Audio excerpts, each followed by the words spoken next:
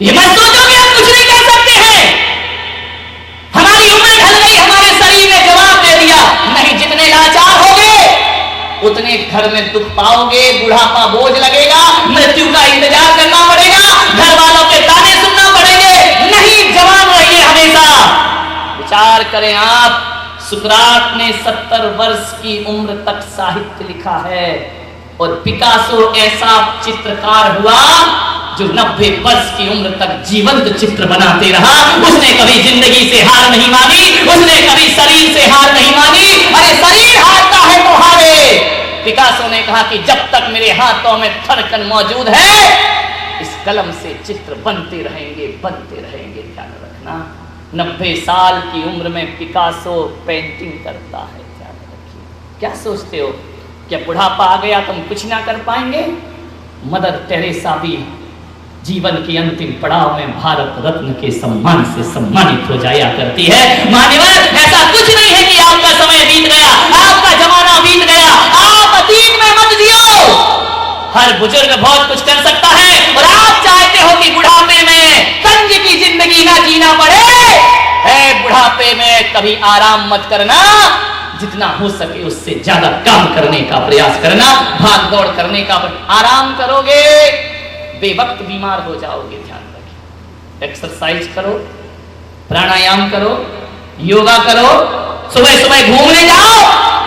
बुढ़ापे को अपने ऊपर हावी मत होने दीजिए, वरना नरक हो जाएगी तुम्हारी जिंदगी। ध्यान रखना। जवान बने रहिए, हमेशा प्रसन्न रहिए।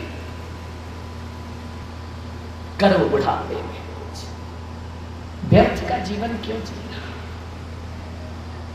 हम लाचार हैं क्या? हम अपाहिज हैं क्या? इन शरीर में ताकत रखिए। तुम्हें मालूम है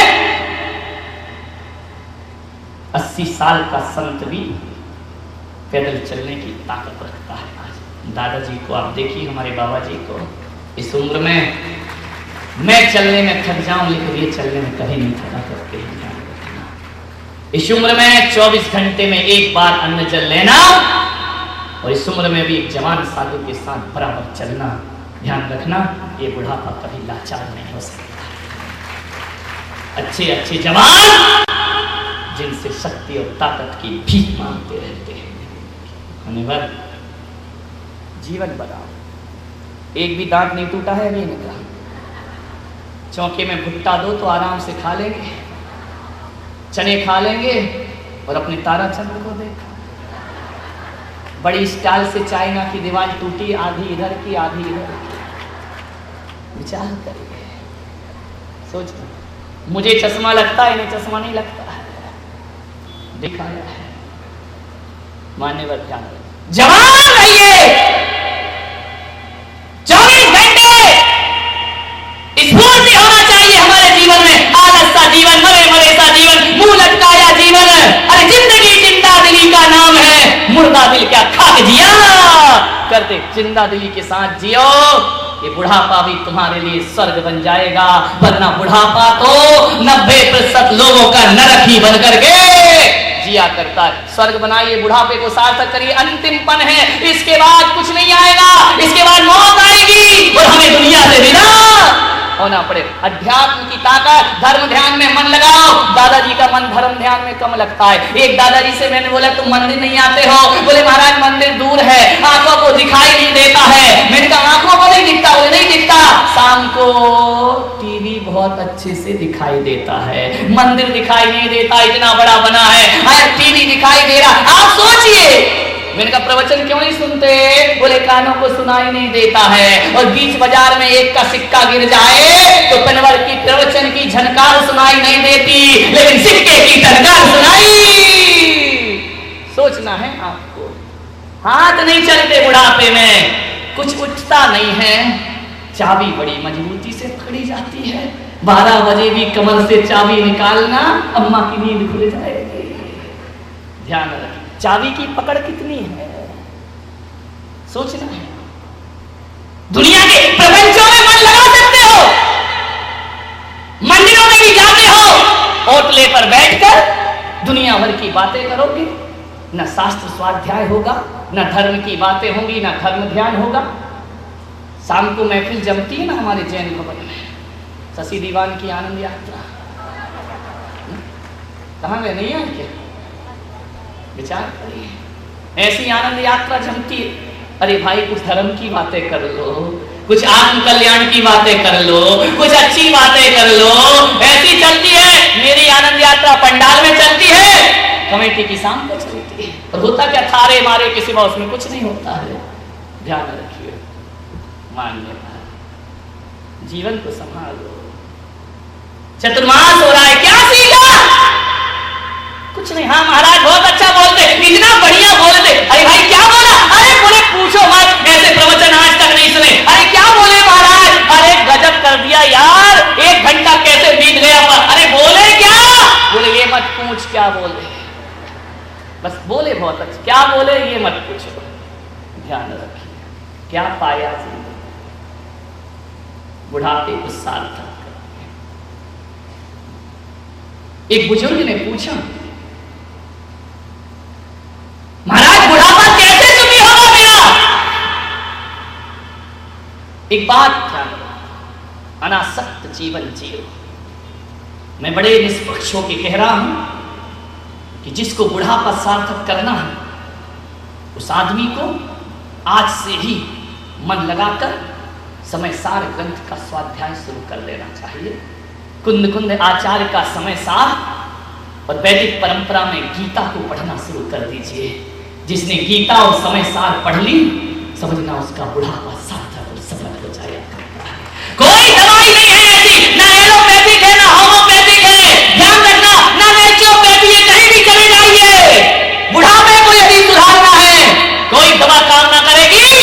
एक हाथ में गीता हो और एक हाथ में समय सार हो, तुम्हारा जीवन बुढ़ापे का सार्थक हो जाए। समय सार जैसा ग्रंथ बुढ़ापे में जवान होने की टानिक है। ध्यान रखना, जो अनासक्त का जीवन जीता है, जो अनासक्ति का उपदेश किया करता है, गीता जो आत्मा की अमरता की बात करती है, ये 2 ग्रंथ बुजुर्गों के लिए फुल पावर के कैप्सूल हैं। ध्यान रखना, इन्हें खा लीजिए, बुढ़ापा आराम से कट जाएगा आपका, किसी के सामने हाथ फैलाने की जरूरत ना पड़ेगी। ये 2 ऐसी औषधि हैं जो एक्सटर्नल यूज नहीं है, ये इंटरनल यूज ओनली। ध्यान रखिए, लेकिन एक बात याद रखना, किसी की छाती पे चढ़ के ऊंचाइयां मत पाना।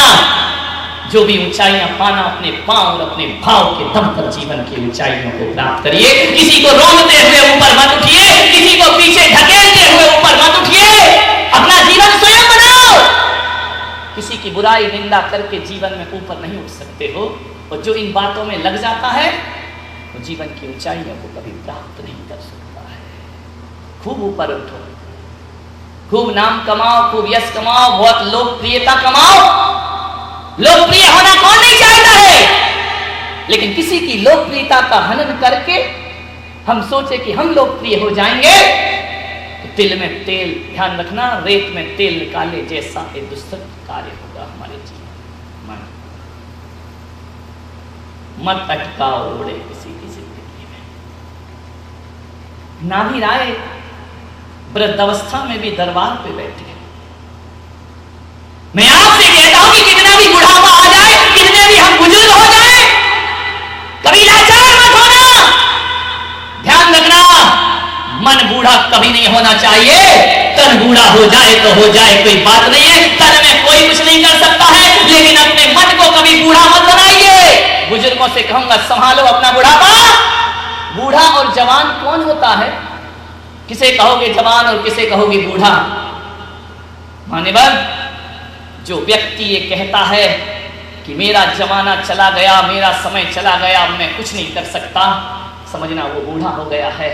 और जो कहता है मेरा जमाना कल भी था, मेरा जमाना आज भी है और मेरा जमाना हमेशा रहेगा, वो जवान हुआ करता है। ध्यान रखिए, आपसे एक ही मेरा निवेदन है, जो ये नहीं कहता है कि मेरे दिन चले गए, मेरा समय चला गया, मेरे जीवन गुजर गया, नहीं बाबा, 80 साल का बूढ़ा भी यदि कहता है मेरा जमाना कभी नहीं जा सकता, मैं उस 80 साल के बूढ़े को जवान मानूंगा।